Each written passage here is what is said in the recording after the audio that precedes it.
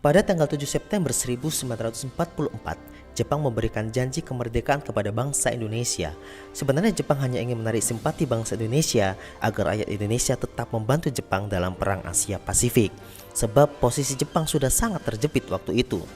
Sebagai realisasinya, pemerintah Jepang kemudian membentuk Dokuretsu Sunbi Kosakai atau BPUPKI pada tanggal 29 April 1945.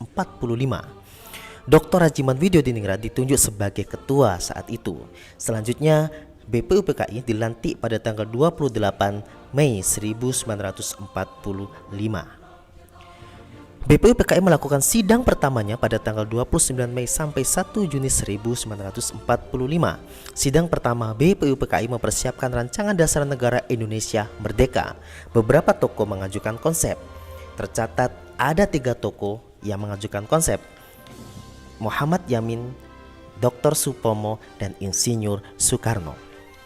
Profesor Muhammad Yamin pada tanggal 29 Mei 1945 mengajukan 5 dasar negara, diantaranya adalah peri kebangsaan, peri kemanusiaan, peri ketuhanan, peri kerakyatan, dan kesejahteraan rakyat.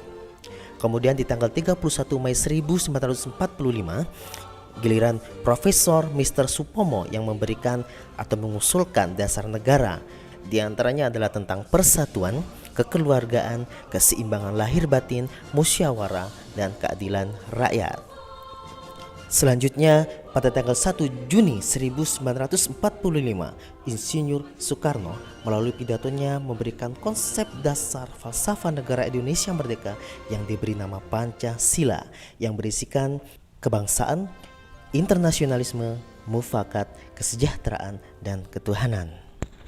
Berdasarkan peristiwa inilah sampai saat ini kita kenal 1 Juni sebagai hari lahirnya Pancasila. Lebih lanjut, beliau mengemukakan bahwa kelima sila tersebut dapat diperas menjadi trisila: sosionalisme, sosiodemokrasi, dan ketuhanan. Rumusan trisila dapat pula diperas menjadi satu sila yang oleh Soekarno disebut sebagai ekasila, yaitu gotong royong. Selesai sidang pertama, BPUPKI sepakat membentuk sebuah panitia kecil yang berjumlah 8 orang untuk menyusun dan mengelompokkan semua usulan tersebut. Panitia 8 terdiri dari Insinyur Soekarno, Drs. Muhammad Hatta, Sutarjo, Kiai Haji Wahid Hasyim, Ki Bagus Hadi Kusumo, Oto Iskandar Dinata, Muhammad Yamin, dan A. Maramis. Para anggota sidang yang beragama Islam mengendaki bahwa negara berdasarkan syariat Islam, sedangkan golongan nasionalis berpendapat bahwa negara tidak mendasarkan hukum salah satu agama tertentu.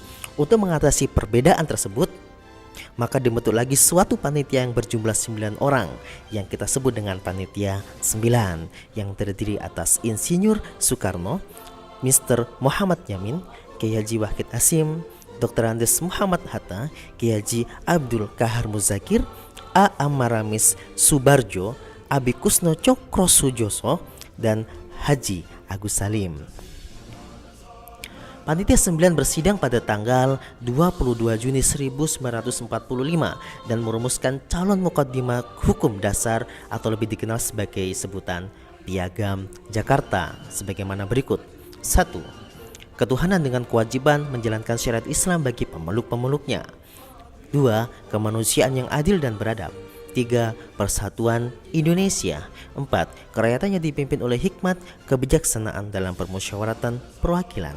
Dan 5. Keadilan sosial bagi seluruh rakyat Indonesia.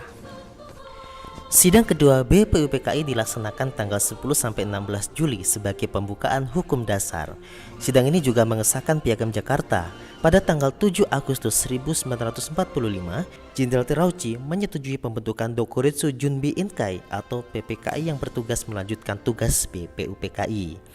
Secara simbolis PPKI dilantik oleh Jenderal Terauchi dengan mendatangkan Insinyur Soekarno, Dr. Andes Muhammad Hatta, dan Rajiman Widyodiningrat ke Saigon pada tanggal 9 Agustus 1945. Pada tanggal 15 Agustus 1945, Jepang menyerah tanpa syarat kepada sekutu. Situasi ini dimanfaatkan bangsa Indonesia untuk memproklamasikan kemerdekaan Republik Indonesia, yaitu pada tanggal 17 Agustus 1945.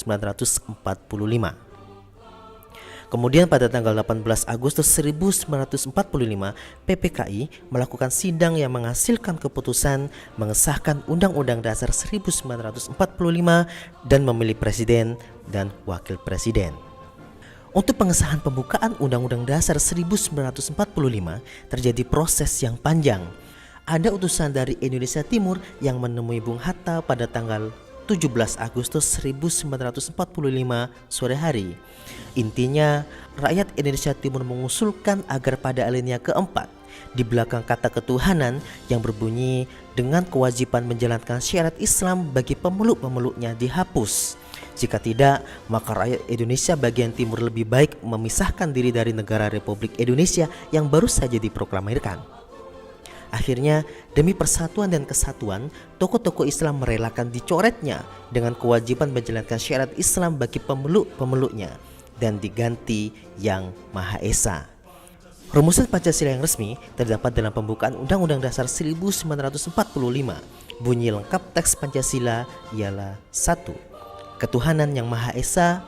2. Kemanusiaan yang adil dan beradab. 3. Persatuan Indonesia.